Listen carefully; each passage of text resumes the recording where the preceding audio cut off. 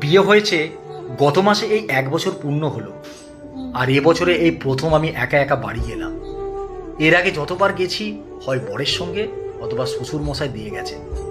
বেশ কয়েকবার আমার বাবা এসেও নিয়ে গেছে, কিন্তু মাস চারেক হলো বাবার হঠাৎ ম্যাসি অ্যাটাকে চলে যাবার পর কাজকর্ম সেরে সেই যে বাড়িতে এসেছি, আর বাড়ি যাওয়া হয়ে ওঠেনি। আসলে কদিন ধরে মায়ের শরীরটা ভালো যাচ্ছিল না। ফোনে 4 বেলা খোঁজ নিচ্ছিলাম, কিন্তু মনটা খুব আনচান করছিল।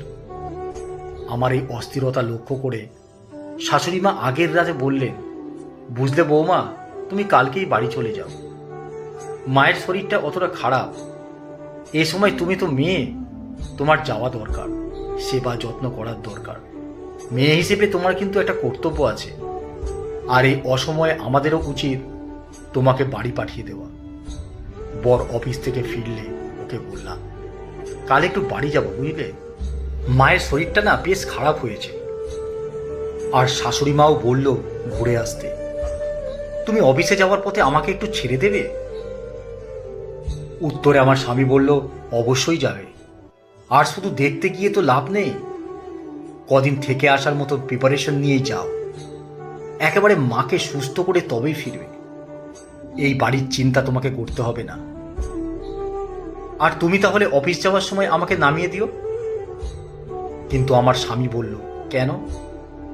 যতটুকু জানি তুমি বিয়ের আগে একা একাই স্কুল কলেজ করেছো, এখানেও টুকটাক বেরো মাঝে মধ্যে, তাহলে নিজের বাড়ি যাবে, প্রত্যেকবার সঙ্গে কাউকে নিতে হবে কেন? তোমার মা বাবা, তোমার বাড়ি, তুমি যখন ইচ্ছে যাবে আসবে। তুমি তাদের দেখাশোনা করবে, আপদে বিপদে পাশে থাকবে, এটাই তো স্বাভাবিক। কাল তুমি একাই যাবে। সেই মতো আমি বাড়ি ঢুকলাম। আগে থেকে খবর দিয়ে আসিনি, ভাবলাম একেবারে গিয়ে মাকে চমকে দেব। বেলা তখন 10টা মতো হবে। বেল বাজাতেই বৌদি এসে দরজা খুলে দিল। আমার একমাত্র দাদার বউ, সে তো আমাকে থেকে একমুখ হেসে বলে, আরে বুনি যে, এসো এসো। আমি হেসে ভেতরে ঢুকে এলাম। দেখলাম বৌদি দরজায় দাঁড়িয়ে আছে। আমি বললাম, ও বৌদি, দাঁড়িয়ে আছো কেন? গেটটা বন্ধ করে ভেতরে এসো। বৌদি অবাক হয়ে বলল, সৌরভ আসবে তো বোধ হয়, গাড়িটা পার্ক করছে, সেই জন্য অপেক্ষা করছি। না গো, এবার আমি একাই এসেছি। হঠাৎই বৌদি কেমন যেন দমে গেল। আমার হাতের ট্রলিটার দিকে একবার তাকিয়ে শুধু বলল, ওহো আচ্ছা, বাড়িতে সব ঠিকঠাক আছে তো? শ্বশুর শাশুড়ি সব ভালো? সৌরভ ঠিক আছে? আমি একটু অন্যমনস্ক হয়ে বললাম, হ্যাঁ হ্যাঁ, সব ওকে। আসলে আমি ততক্ষণে মায়ের সঙ্গে দেখা করব বলে ছটপট করছিলাম। মায়ের ঘরে গিয়ে দেখি মা কলা আর ডিম সেদ্ধ খাচ্ছে বিছানায় বসে। চুলগুলো উস্কো কুস্কো, চোখগুলো কেমন কোটরে বসে গেছে, বেশ রোগা হয়ে গেছে। বাবা থাকতে মাকে সুন্দর করে সিঁদুর পরাতো। সাদা সিঁথিতে এই প্রথম মাকে দেখে বুকটা কেমন হুহু করে উঠল। মনে মনে ভাবলাম, কদিন একটু যত্ন করতে হবে মায়ের। আমি মা বলে ছুটতে গিয়ে গলা জড়িয়ে ধরলাম। মা এসে বলল, কখন এলি রে, সব ভালো তো? তারপর আমার ওপর দিয়ে উঁকি ঝুঁকি দিচ্ছে দেখে জিজ্ঞেস করলাম, কি হয়েছে, কাকে খুঁজছো? মা উদ্বিগ্ন হয়ে বলল, হ্যাঁ তা হ্যাঁ রে, সৌরভ কই? হাত পা ধুচ্ছে নাকি? আমি হেসে বললাম, কেন গো, আমি একা আসতে পারি না? আমি একা এসেছি, এখন কদিন থাকবো এখানে তোমাদের কাছে। মা শুনে খাওয়া বন্ধ করে বিছানা থেকে নেমে পড়ল। ভ্রু কুঁচকে বলল, মানে কাল রাতে ফোন করলি আসবি, কিছু বললি না তো?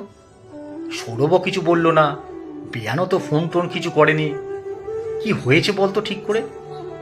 তারপর আমার উত্তরের অপেক্ষা না করে আমাকে ঠেলে দিয়ে বাইরে এলো। অসুস্থ শরীরে আরেকটু হলেই পড়ে যেত। দেওয়াল ধরে দাঁড়িয়ে পড়ল। বারান্দায় রাখা আমার বড় ট্রলিটার দিকে তাকিয়ে যেন চমকে উঠল মা। আমাকে হাত ধরে ঘরে নিয়ে এসে দরজা বন্ধ করে দিয়ে সোজাসুজি আমার দিকে তাকিয়ে জিজ্ঞেস করলো, কি হয়েছে ঠিক করে বল, নিশ্চয়ই কোনো অশান্তি করেছিস। তুই একা এসেছিস দেখেই আমার সন্দেহ হয়েছিল। ফোন কর এক্ষুনি সৌরভকে। আমি বললাম, কেন মা, আমি নিজের বাড়িতে আসতে পারি না? ইচ্ছে হলে কটা দিন থাকতে পারি না? তার জন্য জামাইকে আসতে হবে? তোমাদের কথা মতো এক মুঠো চাল দিয়ে ঋণ শোধ করে দিইনি বলে কি আর এ বাড়িতে আমার জন্য ভাত বরাদ্দ নেই? বুক ভরা অভিমান দিয়ে ঘর খুলে বেরিয়ে নিজের ঘরটায় গেলাম। সেখানে গিয়েও জোর ধাক্কা খেলাম। তাকের বইগুলো সব উঠাও, আমার ছবি আঁকা রং তুলি প্যালেট সব এক কোণে ফেলে রাখা। পর্দার রং বদলে গেছে, আমার শখের ছবিগুলো দেওয়ালে নেই। যখন অবাক হয়ে দেখছি তখন বৌদি ঢুকলো আমার ঘরে। হাতে বিছানার চাদর নিয়ে সেটা খাটে বিছিয়ে দিতে দিতে বলল, তুই চলে যাবার পর ঘরটা এমনই পড়ে থাকে। জানিস, আমি রিপেয়ার করে একটা পার্লার করব ভাবছি। সারাদিন তো বাড়িতেই থাকি, কাজটা জানি যখন কাজে লাগাবো না কেন বলতো? তাই ঘরটা নতুন করে ডেকোরেট করাবো। আর তোর বইগুলো না ওই পেপার বিক্রেতাকে দিয়ে দিয়েছি। তুই তো এখন পাকা গিন্নি, তোর আর কি কাজে লাগবে এখন ওগুলো? বৌদি চলে যেতে আমি রং তুলি নেড়ে চেড়ে দেখলাম। হাতে তৈরি পেনদানিটা ঝেড়ে ঝুড়ে বের করলাম। দেওয়ালগুলোতেও হাত বোলালাম। বোলপুর থেকে কেনা টুংটাং করে বাজনায় ফু দিলাম। পর্দাগুলো উড়ে এসে যেন বলছে, এ বাড়িতে আর কিছু আমার নেই, আমার জন্য নেই, শুধু অতিথির মতো যাওয়া আসা অবশিষ্ট। কিছু আর পড়ে নেই। দুদিনের বেশি থাকলে এবারের লোকজন বেজার হয়, দুশ্চিন্তা করবে কি হলো, কেন হলো, কেন থাকছে এতদিন, থাকবেই বা কেন। এসব ভাবতে ভাবতে বরমশায়ের ফোন। আমি বললাম, কালকেই বাড়ি চলে যাব। মা এখন বেশ ভালোই আছে।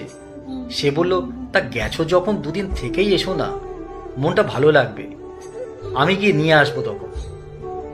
কিন্তু আমি পরদিন সকালেই তৈরি হয়ে বেরিয়ে পড়লাম। আসার সময় মাকে বলে এলাম, ও বাড়ি যাচ্ছি মা, এ বাড়িতে কালে ভদ্রে আসাই ভালো, তাতে জামাই আদর পাওয়া যায়। মা শুধু বলল, ছেলের বউ হয়ে গেলে মায়েরা পরাধীন হয়ে যায় রে। তার উপর স্বামী নেই, ছেলে ছেলের বউয়ের হাতের তলার মধ্যে থাকতে হয়। তখন মেয়ে জামাই দুদিনের জন্য আসবে, থাকবে, আনন্দ করে চলে যাবে, এতেই সুখ, এতেই শান্তি। তলে নিয়ে একা একা মেয়ে এলে বুক কাঁপে রে সব মায়েরে। কোনো মাই চায় না তার মেয়ে তার বাপের বাড়িতে থাকতে এসে দুটো কথা শুনো, চোখের জল ফেলো। মেয়ের মা হোস, বুঝতে পারবি কত জ্বালা। সঙ্গে সঙ্গে ভেতর থেকে বৌদির ডাক শুনতে পেলাম। মাকে ডাকছে স্নান সেরে নিয়ে বাথরুম খালি করে দেওয়ার জন্য। বুঝলাম মাও এখন নিরুপায়। রাতে খেতে বসে যথারীতি সবাই গল্পগুজব করছেন। স্বাভাবিকভাবে আমি মনমরা, কাজ করতে হয় তাই করে যাচ্ছি। এমন সময় শ্বশুরমশাই বলে উঠলেন, মটনটা কে রান্না করেছে আজ? ভালো হয়নি কিন্তু। এমনি কষ্ট হচ্ছিল, সরাসরি ভালো হয়নি শুনে আমার কান্না পেয়ে গেল। আমার চোখের কোণে জল লক্ষ্য করে শ্বশুরমশাই আমাকে ডেকে মাথায় হাত বুলিয়ে বললেন, মন খারাপ কেন মা লক্ষ্মী? ভালো হয়নি মানে কি সবসময় খারাপ হয়েছে বোঝায়? আরে আমি বলেছি শুধু ভালো হয়নি, দুর্দান্ত হয়েছে। বর ভাত খেতে খেতে ইশারা করে বলল, জাস্ট সুপার।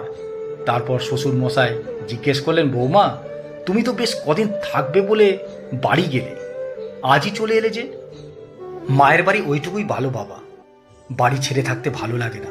চিন্তা হয় তোমরা কি করছো, কি খাচ্ছ, গাছগুলো জল পেলো কিনা, শাড়িগুলোই বা কে তুললো, বাবার প্রেশারের ওষুধ খাওয়া হচ্ছে কিনা, তোমার ছেলের সময় মতন ঘুম ভাঙলো কিনা। বলতে বলতে হঠাৎ মনে হলো, এরা তো একবারও মেনশন করে না ওটা আমার বাপের বাড়ি, অথচ মা বুঝিয়ে দিল এখন ওটা আমার বেরিয়ে আসার একটা ডেস্টিনেশন। অজান্তেই আমার নিজের ঠিকানাটা অন্য বাড়ি হয়ে গেছে। দীর্ঘশ্বাস ফেলে বললাম, আইডি কার্ডগুলোতে এই ঠিকানা বদলাতে হবে এবার। খিদে নেই, রাতে কিছু খাবো না বলে শুতে চলে যাচ্ছিলাম। শাশুড়িমা ইশারায় একটু দাঁড়িয়ে যেতে বললেন। ওদের খাওয়া হয়ে গেল, ওরা উঠে গেল। আমাকে একটা চেয়ার দেখিয়ে বললেন, এখানে বসো। তারপর আমার প্রিয় পনিরের তরকারি আর ভাত দিয়ে এসে থালা ধরে একদলা ভাত মুখে পুড়ে দিয়ে বললেন, তোমার মটনে গন্ধ লাগে বলে আমি যে হাঁটুর ব্যথা নিয়ে পনিরের তরকারি করলাম, এত কষ্ট করে তোমার মনের কষ্টটাই সব। সারা রাত না খেয়ে থাকলে তোমার কষ্ট হবে না? সব ভাত কটা শেষ করে হাত ধুয়ে এসো। তারপর আমাকে বললেন, ছেলে মেয়ে নির্বিশেষে সব মানুষকেই জলের মতো হতে হয়। যেখানে থাকবে সেখানে নিজেকে গুছিয়ে নিতে শিখতে হয়। আর কি সব বলে মেয়েদের নিজের কোনো বাড়ি হয় না?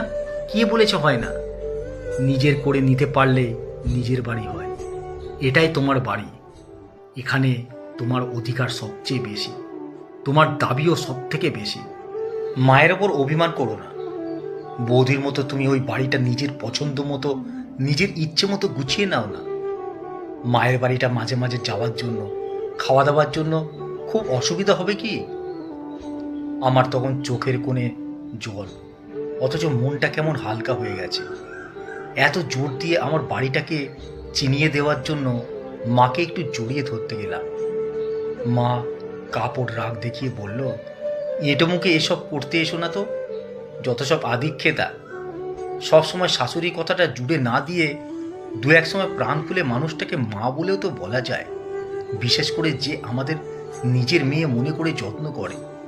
আমরা বলি মেয়েদের নিজের বাড়ি হয় না, কিন্তু মেয়েরাও যদি একটু চেষ্টা করে আর তাদের যদি একটু সাপোর্ট দেওয়া যায়, তারাও কিন্তু ছোট থেকে বড় হয়ে ওঠা নিজের বাড়িটাকে ছেড়ে পরের বাড়িটাকেও নিজের বাড়ি তৈরি করে নিতে পারে। তারাও বিশ্বাস করতে পারে জন্ম অন্য বাড়িতে হলেও বাকি জীবন তার এখানেই কাটবে। কারণ মুদ্রার এ পিঠটা সত্যি হলে ও পিঠটা তো মিথ্যে নয়। যদি গুণবান শ্বশুর বাড়ি থাকে তার সনে, তবে সংসার সুখের হয় রমণীর